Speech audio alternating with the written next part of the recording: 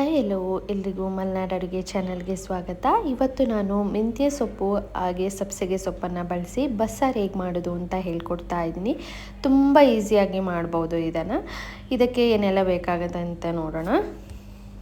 ಮೆಂತ್ಯ ಸೊಪ್ಪು, ಸಬ್ಸಿಗೆ ಸೊಪ್ಪು ಮತ್ತು 2-3 ಸ್ಪೂನ್ ಆಗೋಷ್ಟು ತೊಗರಿಬೇಳೆ, 1 ಟೊಮ್ಯಾಟೊ ತೊಗೊಂಡಿದ್ದೀನಿ. ಇವೆಲ್ಲವನ್ನು ಚೆನ್ನಾಗಿ ತೊಳೆದು ಸ್ಟವ್ ಮೇಲೆ ಇದನ್ನು ಬೇಯೋಕ್ಕೆ ಇಟ್ಕೊಳ್ಳೋಣ.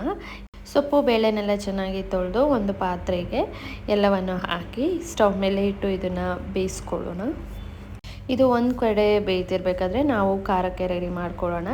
ಜಾರ್ಗೆ 2-3 ಸ್ಪೂನ್ ಆಗೋಷ್ಟು ಕಾಯಿ, ಹಾಗೆ ಒಂದು ಅರ್ಧ ಈರುಳ್ಳಿ, 4-5 ಎಸಳು ಬೆಳ್ಳುಳ್ಳಿ, ಹಾಗೆ ಒಂದು ಅರ್ಧ ಸ್ಪೂನ್ ಆಗೋಷ್ಟು ಜೀರಿಗೆ, 1 ಸ್ಪೂನ್ ಆಗೋಷ್ಟು ಧನಿಯಾ ಪುಡಿ, ಹಾಗೆ 1 ಸ್ಪೂನ್ ಆಗೋಷ್ಟು ಖಾರದ ಪುಡಿನ ಹಾಕ್ಕೊಳ್ತಾ ಇದ್ದೀನಿ. ಹಾಗೆ ಇಲ್ಲಿ ನಾನು ಹುಣಸೆ ಹಣ್ಣನ್ನು ಹಾಕ್ಕೊಳ್ತಾ ಇದ್ದೀನಿ.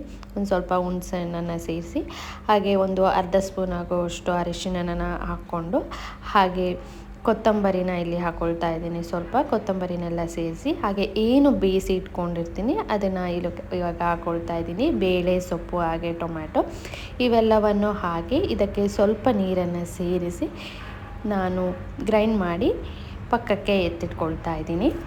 ಈ ಕಡೆ ಸ್ಟವ್ ಮೇಲೆ ಒಂದು ಪಾತ್ರೆನ ಇಟ್ಕೊಂಡು ಅದಕ್ಕೆ 3-4 ಸ್ಪೂನ್ ಆಗೋಷ್ಟು ಎಣ್ಣೆನ ಹಾಕಿ, ಎಣ್ಣೆ ಕಾಯ್ದ ನಂತರ ನಾನು ಅದಕ್ಕೆ ಒಂದು ಅರ್ಧ ಸ್ಪೂನ್ ಆಗೋಷ್ಟು ಸಾಸಿವೆನ ಹಾಕ್ಕೊಳ್ತಾ ಇದ್ದೀನಿ. ಸಾಸಿವೆ ಸಿಡಿಯೋಕ್ಕೆ ಬಿಡಬೇಕಾಗತ್ತೆ. ಸಾಸಿವೆ ಸಿಡಿದ ನಂತರ ನಾನು ಬ್ಯಾಡಗಿ ಮೆಣಸಿನ್ಕಾಯಿನ ಹಾಕ್ಕೊಳ್ತಾ ಇದ್ದೀನಿ. ಒಂದೇ ಒಂದು ಬಳಸಿದ್ದೀನಿ.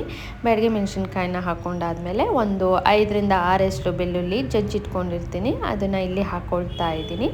ಹಾಗೆ ನಾನು ಕರಿಬೇವನ್ನ ಸಹ ಇಲ್ಲಿ ಹಾಕ್ಕೊಳ್ತಾ ಇದ್ದೀನಿ. ಕರಿಬೇವನ್ನು ಸೇರಿಸಿ ಎಲ್ಲವನ್ನು ಚೆನ್ನಾಗಿ 1 ನಿಮಿಷ ಫ್ರೈ ಮಾಡಿಕೊಡಿ. ಒಮ್ಮೆ ಇದು ಫ್ರೈ ಆದಮೇಲೆ ಏನು ಗ್ರೈಂಡ್ ಮಾಡಿ ಇಟ್ಕೊಂಡಿರ್ತೀನಿ ಅದನ್ನು ಇಲ್ಲಿ ಹಾಕ್ಕೊಳ್ತಾ ಇದ್ದೀನಿ. ಬೇಯಿಸಿದ್ದು ಸೊಪ್ಪಿನ ನೀರಿರುತ್ತಲ್ಲ ಅದನ್ನು ನಾನು ಇವಾಗ ಹಾಕ್ಕೊಳ್ತಾ ಇದ್ದೀನಿ. ಜಾರ್ಗೆ ಹಾಕಿ ಅದನ್ನು ನಾನು ಇಲ್ಲಿ ಹಾಕ್ಕೊಳ್ತಾ ಇದ್ದೀನಿ. ತುಂಬ ಸುಲಭವಾಗಿ ಮತ್ತು ತುಂಬ ಕ್ವಿಕ್ಕಾಗಿ ಮಾಡ್ಬೋದಾದಂಥ ಒಂದು ಸಾರು. ಮುದ್ದೆಗೆ ಮಾತ್ರ ಪರ್ಫೆಕ್ಟ್ ಕಾಂಬಿನೇಷನ್ ಅಂತಲೇ ಹೇಳ್ಬೋದು. ಎಲ್ಲವನ್ನು ಹಾಕಿ ಆದಮೇಲೆ ರುಚಿಗೆ ಎಷ್ಟು ಬೇಕೋ ಅಷ್ಟು ಉಪ್ಪನ್ನು ನಾನು ಇಲ್ಲಿ ಹಾಕ್ಕೊಳ್ತಾ ಇದ್ದೀನಿ. ನಿಮಗೆ ರುಚಿಗೆ ಎಷ್ಟು ಬೇಕಾಗುತ್ತೆ ಅಷ್ಟು ಉಪ್ಪನ್ನು ಹಾಕ್ಕೊಂಡು ಕುದಿ ಬರೋಕ್ಕೆ ಬಿಟ್ಟರೆ ನಿಮಗೆ ಸೊಪ್ಪಿನ ಬಸ್ಸಾರು ರೆಡಿ ಆಗುತ್ತೆ. ಇದನ್ನು ನೀವು ಸಹ ಟ್ರೈ ಮಾಡಿ ಮತ್ತು ನಮ್ಮ ಚಾನೆಲ್ನ ಸಬ್ಸ್ಕ್ರೈಬ್ ಮಾಡ್ಕೊಳ್ಳೋದು ಮರಿಬೇಡಿ ಅಂತ ಹೇಳ್ತಾ ನೆಕ್ಸ್ಟ್ ವಿಡಿಯೋದಲ್ಲಿ ಸಿಗ್ತೀನಿ.